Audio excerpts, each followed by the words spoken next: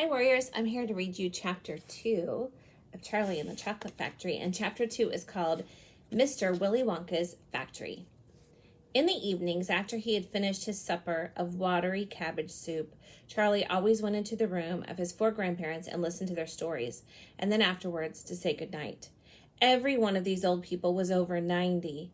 They were as shriveled as prunes and as bony as skeletons, and throughout the day, until Charlie made his appearance, they lay huddled in their one bed, 2 at either end, with nightcaps on their heads to keep them warm, dozing the time away with nothing to do. But as soon as they heard the door opening and heard Charlie's voice saying, "Good evening, Grandpa Joe and Grandma Josephine and Grandpa George and Grandma Georgina," then all 4 of them would suddenly sit up, and their old wrinkled faces would light up with smiles of pleasure, and the talking would begin, for they loved this little boy. He was the only bright thing in their lives, and his evening visits were something they looked forward to all day long. Often Charlie's mother and father would come in as well and stand by the door listening to the stories the old people told, and thus for perhaps half an hour each night this room would become a happy place, and the whole family would forget that it was hungry and poor. One evening when Charlie went in to see his grandparents, he said to them, "Is it really true that Wonka's chocolate factory is the biggest one in the world?" "True?" cried all 4 of them at once. "Of course it's true. Good heavens, don't you know that? It's about 50 times as big as any other." "And is Mr. Willy Wonka, really the cleverest chocolate maker in the world?" "My dear boy," said Grandpa Joe, raising himself up a little higher on his pillow, "Mr. Wonka is the most amazing, the most fantastic, the most extraordinary chocolate maker the world has ever seen. I thought everybody knew that." "I knew he was famous, Grandpa Joe, and I knew he was very clever." "Clever?" cried the old man. "He's more than that. He's a magician with chocolate. He can make anything he wants. Isn't that a fact, my dears?" The other 3 old people nodded their heads slowly up and down and said, "Absolutely true, just as true as it can be."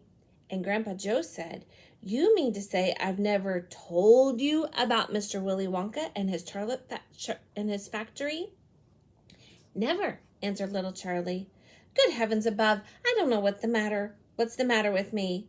"Will you tell me now, Grandpa Joe, please?" "I certainly will. Sit down beside me on my bed, my dear, and listen carefully." Grandpa Joe was the oldest of the 4 grandparents. He was 96 and a half, and that is just about as old as anybody can be. Like all extremely old people, he was delicate and weak, and throughout the day he spoke very little. But in the evenings, when Charlie, his beloved grandson, was in the room, he seemed in some marvelous way to grow quite young again. All his tiredness fell away from him, and he became as eager and excited as a young boy. "Oh, what a man he is, this Mr. Willy Wonka," cried Grandpa Joe. "Did you know, for example, that he has himself invented more than 200 new kinds of candy bars, each with a different center, each far sweeter and creamier and more delicious than anything the other chocolate factories can make?" "Perfectly true," cried Grandma Josephina. "And he sends all of them to 4 corners of the earth. Isn't that so, Grandpa Joe?" "It is so, my dear, and to all kings and presidents of the world as well. But it isn't only chocolate bars that he can make. Oh, dear me, no. He has some really fantastic inventions up his sleeve, Mr. Willy Wonka has.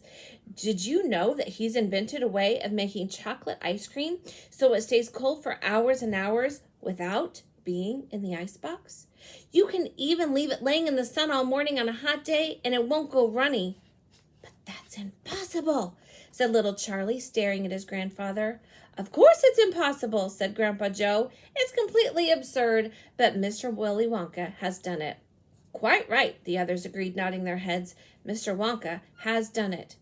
"And then again," Grandpa Joe went on, speaking very slowly now, so that Charlie wouldn't miss a word, "Mr. Willy Wonka can make marshmallows that taste of violets, and rich caramels that change color every 10 seconds as you suck them, and little feathery sweets that melt away deliciously the moment you put them between your lips. He can make chewing gum that never loses its taste, and candy balloons that you can blow up to enormous sizes before you pop them with a pin and gobble them up. And by a most secret method, he can make lovely birds' eggs with black spots on them. And when you put one of them in your mouth, it gradually gets smaller and smaller until suddenly there is nothing left except a tiny pink sugary baby bird sitting on the tip of your tongue. I wanted to show you guys the picture that they included of, so here would be Grandpa Joe, Charlie, and then the other grandparents, George and Georgina.